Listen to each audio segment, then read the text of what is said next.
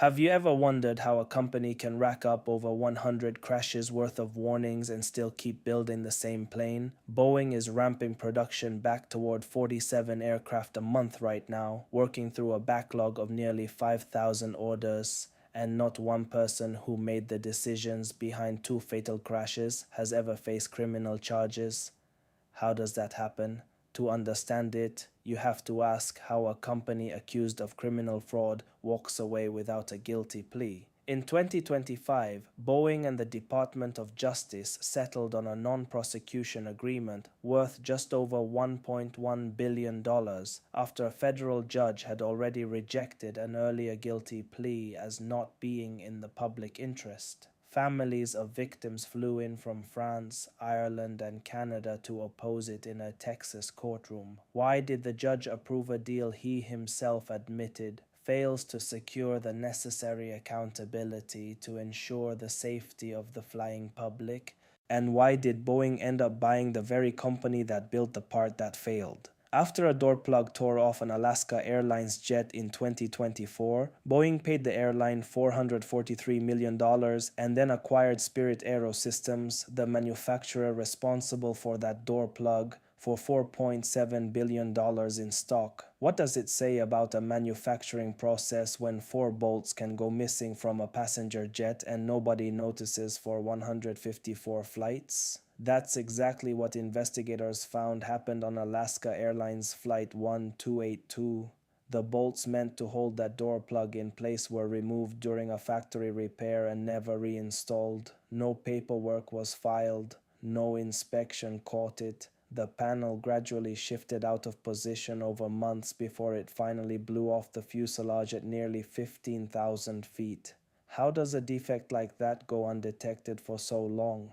Maybe the answer lies further back, in how Boeing handled the first crisis. In 2021, the Department of Justice settled a criminal fraud case with Boeing for $2.5 billion. A year later, the SEC fined the company and its former CEO another $200 million for telling the public the plane was as safe as any airplane that has ever flown the skies, while knowing it wasn't.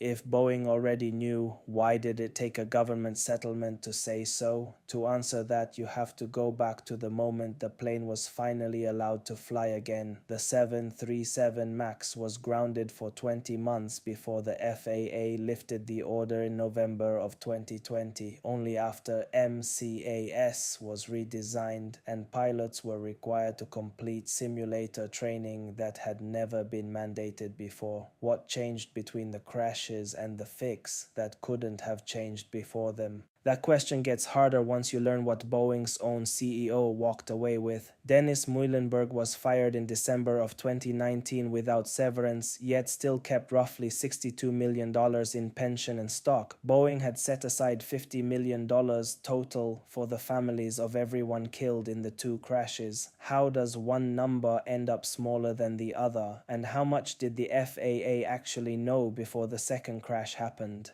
A congressional hearing later revealed that in December of 2018, the FAA had privately estimated that failing to redesign MCAS could cause as many as 15 more accidents. The plane kept flying. 4 months later, Ethiopian Airlines Flight 302 went down. What was done with that estimate in the time between? Before that, in October of 2018, the same failure had already happened once, on Lion Air Flight 610, when MCAS forced the nose down more than 20 times during an 11-minute flight based on data from a single faulty sensor. The same aircraft had suffered the identical malfunction the day before, and only survived because an off-duty pilot happened to be sitting in the jump seat and knew how to shut the system down. Why wasn't that near miss enough to change anything? To understand why, you have to go back to the beginning, to a decision made before either plane ever crashed. Why a flight control system called MCAS was built to read data from only one of 2 available sensors, and why pilots were never told it existed at all. Here's the full story of how that decision led to everything that followed. Boeing's best-selling airplane crashed twice in 5 months, and the company understood why before the second crash occurred. 346 people died. The cause was a piece of software Boeing built to compensate for a problem created by its own engine redesign, installed without informing the pilots flying the plane that it existed. The Boeing 737 MAX was certified by the FAA in 2017. To improve fuel efficiency, Boeing installed larger CFM LEAP engines. Because these engines were too large to fit under the wing in the original position, engineers mounted them further forward and higher. This changed the aircraft's handling at high angles of attack, causing the nose to pitch up in a way earlier 737 models did not. Boeing's solution was a flight control system called MCAS, the Maneuvering Characteristics Augmentation System. If the plane detected an excessive angle of attack, MCAS would automatically push the nose back down. The system read data from only one of the plane's two angle of attack sensors at a time. If that sensor transmitted faulty data, MCAS had no way to detect the error and would push the nose down regardless. Pilots were not informed that MCAS existed. Boeing had references to the system removed from the flight manual. A new system would have required new training, and new training would have required simulator time, adding cost for both Boeing and the airlines purchasing the plane. Keeping the MAX certified as a variant of the existing 737 rather than a new aircraft type was central to the plane's business case. On October 29, 2018, Lion Air Flight 610 took off from Jakarta. MCAS received faulty data from a miscalibrated sensor and forced the nose down more than 20 times during an 11-minute flight while the crew attempted to respond without understanding the cause. The aircraft crashed into the Java Sea, killing 189 people.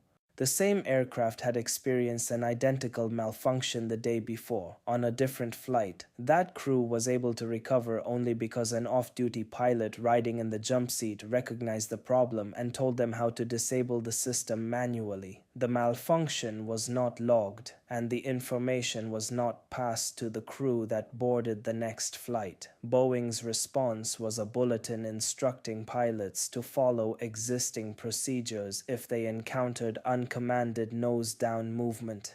The aircraft itself was not grounded, and MCAS was not redesigned. On March 10, 2019, 4.5 months later, Ethiopian Airlines Flight 302 took off from Addis Ababa. A sensor, likely damaged by a bird strike, again fed MCAS faulty data. The system pushed the nose down 4 times, forcing the plane into a 40-degree dive. 6 minutes after takeoff, the aircraft crashed, killing all 149 passengers and 8 crew members aboard. Within a day, China grounded the aircraft, followed by Australia, the European Union, India, Singapore, South Korea, and Turkey.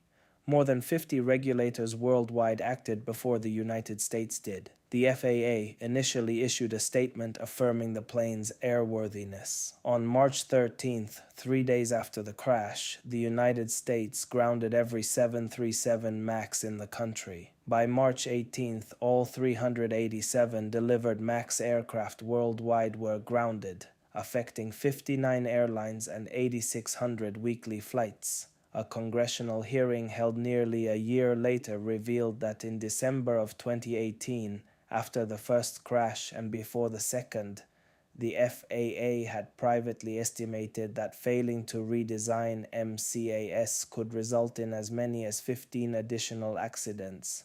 The aircraft continued to fly.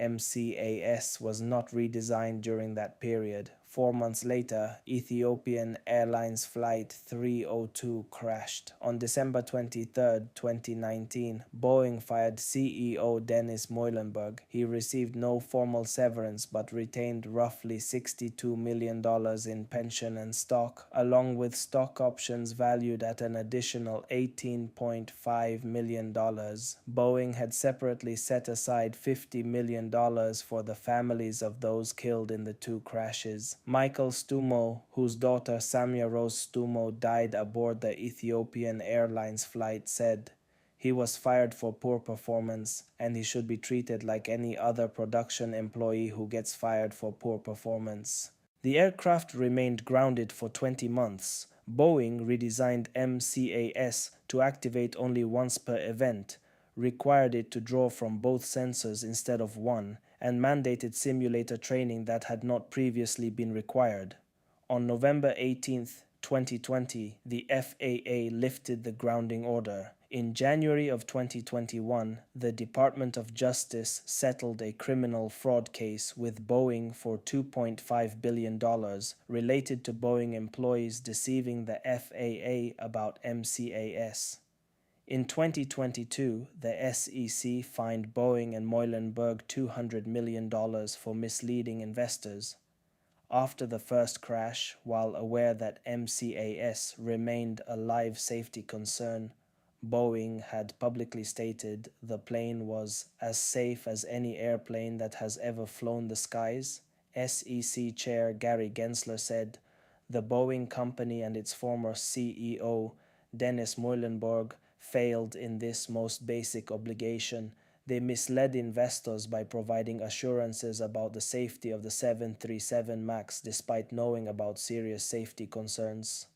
On January 5, 2024, Alaska Airlines Flight 1282, a 737 MAX 9, was climbing out of Portland when a door plug covering an unused emergency exit separated from the fuselage at nearly 15,000 feet, causing rapid decompression. Tray tables were torn loose inside the cabin, and a teenage passenger's shirt was ripped off during the depressurization. The pilots were not aware there was a hole in the fuselage until after landing.